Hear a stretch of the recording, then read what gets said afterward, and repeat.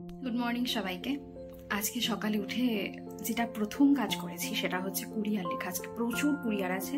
আজকে জানি না দেবান কুরিয়ার অফিস যেতে পারবে কিনা, সেগুলো আমাকে মানে নিজেকেই নিয়ে যেতে হবে মনে হচ্ছে। তো সেটাই তোমাদের দেখাই আজকে কতগুলো কুরিয়ার সকাল থেকে লিখে আমি পুরো ক্লান্ত হয়ে গেছি একদম। আরও আছে ওই সাইডে কিছু ব্যাগের মধ্যে, তো এগুলো জাস্ট সকাল থেকে ক্লিয়ার করেছি। এই আমরা যাচ্ছি পার্সেল দিতে। তো এই যে দেবার গোছাতে বলেছে, মানে পার্সেলগুলো ঠিকঠাক না গোছালে গাড়ির মধ্যে কিছুতেই নেওয়া যায় না, তো সেই জন্য বেরিয়ে পড়েছি। আমি নিজেই ভেবেছিলাম যে অটো বুক করে চলে যাব, তা ও বললো না ঠিক আছে যাচ্ছি, ফাঁকা হয়েছে কাজের থেকে একটু। সো তাই আমরা যাই কুরিয়ারটা করে দিয়ে আসি পোস্ট অফিসে। বারবারই থ্যাংক ইউ বলতে হবে, কারণ ও আবার সব পার্সেলগুলো আমি গুছিয়েছিলাম আবার সবার ঠিক করলো। বাইরে এরকম রোদ উঠেছে আজকে, ওরে বাবা রোদটা দেখেই ভয় লাগে। আমরা কেউ আজকে হেলমেট নিয়ে নিই, একটু হাওয়া খাবো বলে। তাই চলে এসেছি পোস্ট অফিসে, আর আমি দাঁড়িয়ে আছি লাইনে। ওদিকে দেবান গেছে এটিএমে। এই পোস্ট অফিসে অনলাইন পেমেন্ট হয় না, তাই ও এটিএমে চলে গেছে, আমি লাইনে। এই কত বড় দেখি একটু।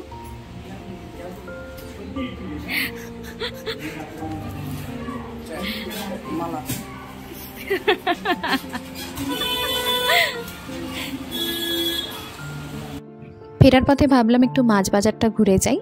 তো মাছের মধ্যে আজকে নিয়ে নিয়েছিলাম রুই, এই যেই বড় রুইটা ওপরেরটা। আর দেবান বিভিন্ন মাছের দাম জিজ্ঞাসা করছিল। এই মাছ বাজারটায় মূলত আসি, মাছের দোকান বলাটাই ভালো, এবং এখানে সব রকমের মাছ পাওয়া যায়। এই যে ক্যাকড়া, আমার অনেক দিনের শখ এই ক্যাকড়া খাওয়ার, কিন্তু হয়ে ওঠেনি এখনো অবধি। তো ইচ্ছা আছে একদিন, কোনো একদিন হবে।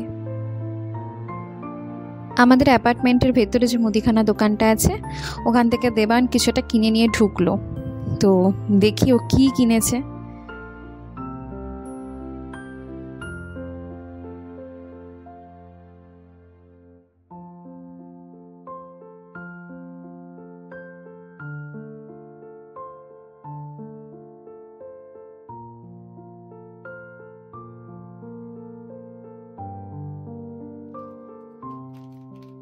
ঘরে ফিরে ফ্রেশ হয়ে এবার মাছটাকে ধুয়ে নেব। একটু আজকে আর ঝোল করতে ইচ্ছে করছে না বলে ভাবলাম আজকে মাছটা ভেজেই নেব। আর ওদিকে ডাল বসিয়ে দিয়েছি, ডালের সাথে মাছ ভাজাটা মন্দ লাগে না।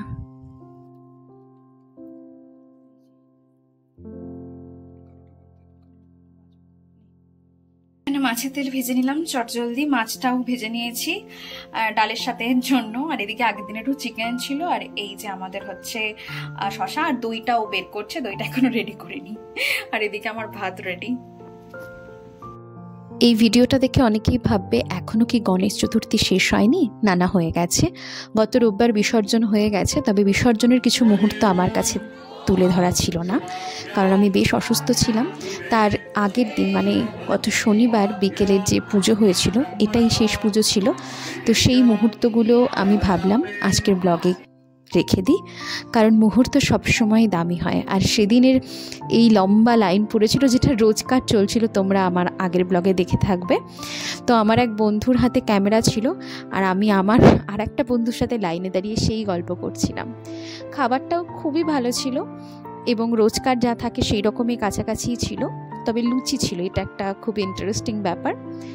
তো যাই হোক, এরকম একটা সুন্দর মুহূর্ত দিয়ে আজকের ব্লগটা শেষ করছি। খুব তাড়াতাড়ি দেখা হবে নতুন একটি ব্লগ।